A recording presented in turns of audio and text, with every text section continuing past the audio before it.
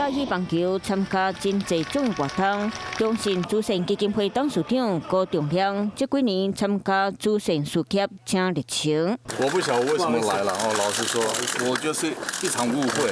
目牵涉中信国保备案是嫌乌公司8外后填8年的官司红破无吹，专心立体。如今说因为20年前的旧案，2006年11月时任兆丰金董事长郑清池有意思想要卖持有高雄丁清湖大楼，时任中信金副董事长高仲亮请人透过中信金旗下泰通公司去买，再个由泰通公司长官价持续卖转去予中信银行。高仲亮则互判7年8个月，8月认定交易的过程内底有泰通公司过手，予中信金了持续。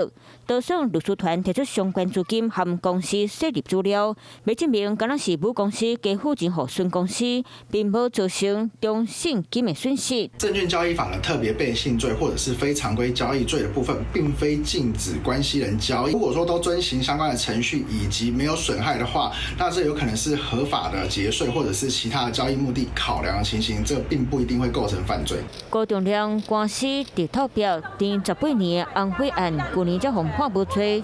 代受案含海外3亿美金的投资案，嘛拢专心立体。